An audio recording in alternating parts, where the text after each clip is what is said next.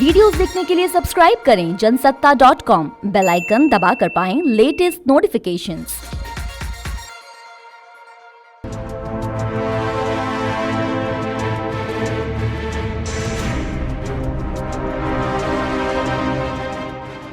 नमस्कार, जनसत्ता में आपका स्वागत है। केंद्र सरकार ने पिछले महीने ही अपने कर्मचारियों को बढ़ा हुआ डीए देने का ऐलान किया था।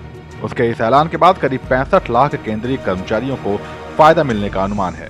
मोदी सरकार की इस घोषणा के बाद अब राज्यों ने भी एक के बाद एक अपने कर्मचारियों को बड़े डीए का फायदा पहुंचाने से जुड़े ऐलान करने शुरू कर दिए हैं। इनमें सबसे ताजा नाम झारखंड का है। कौन कौन से राज्यों में होने जा रहा है सरकारी कर्मचारियों का फायदा, आइए जानते हैं।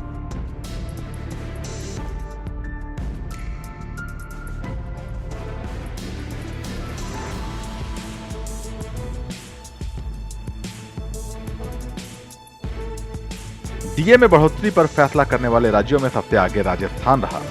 केंद्र की तर्ज पर सबसे पहले गहलोत सरकार ने कर्मचारियों के महंगाई भत्ते को 11% बढ़ाने का ऐलान किया। यहां भी महंगाई भत्ते की बढ़ी हुई दर 1 जुलाई 2021 से लागू की गई है। इसके बाद हरियाणा सरकार ने कर्मचारियों और पेंशन भोगियों को बड़ा तोहफा दिया। यहाँ भी कर्मचारियों के डीए को 17% से बढ़ाकर 28% कर दिया गया और बढ़ी हुई दरों को लागू कर दिया गया।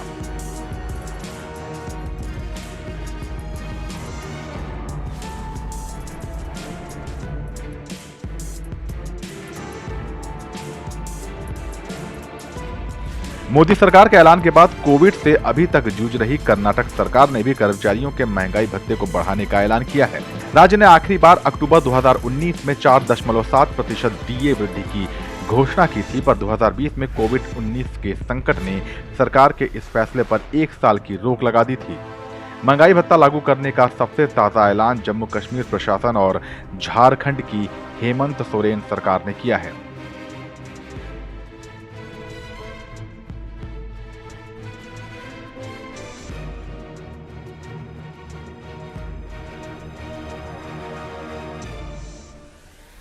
बिहार और उत्तर प्रदेश में भी अगले कुछ दिनों में ही इससे जुड़े ऐलान होने की खबरें सामने आ रही हैं। कहा जा रहा है कि बिहार में सरकारी कर्मचारियों को स्वतंत्रता दिवस यानी कि 15 अगस्त से पहले बड़ा तोहफा मिल सकता है। रिपोर्ट्स के मुताबिक नीतीश कुमार सरकार जल्द ही राज्य कर्मचारियों के लिए बढ़े हुए डीए को लागू करने की घोषणा को मंजूरी दे रही है।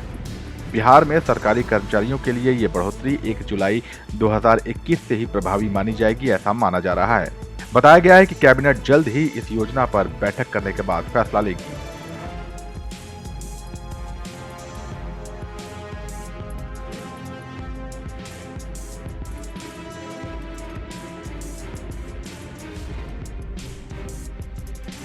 केंद्र सरकार के डीए बढ़ाने के फैसले के बाद से लेकर अब तक 5 राज्यों ने भी अपने अपने कर्मचारियों के डीए बढ़ोतरी के फैसले कर लिए हैं। इस लिहाज से बिहार छठा ऐसा राज्य हो सकता है जहां इस फायदे को दिया जा रहा है राज्य सरकार के कर्मचारियों को। उधर उत्तर प्रदेश में भी वित्त विभाग ने डीए देने का खाका तैयार कर लिया है। इसे सिर्फ मुख्यमंत्री योगी आदित्यनाथ की ओर से मंजूरी मिलने का इंतजार है।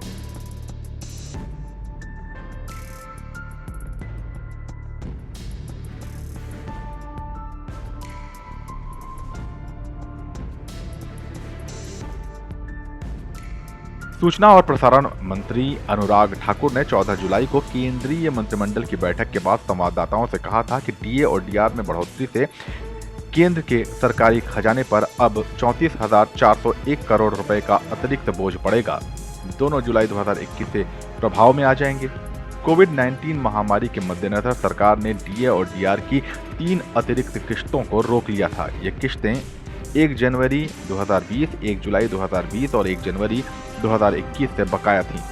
आप इस बारे में क्या सोचते हैं, हमें कमेंट सेक्शन में ज़रूर बताइए और जनहित से जुड़ी ऐसी ही खबरों पर तह तक पहुंचने के लिए बने रहिए जनसत्ता के साथ।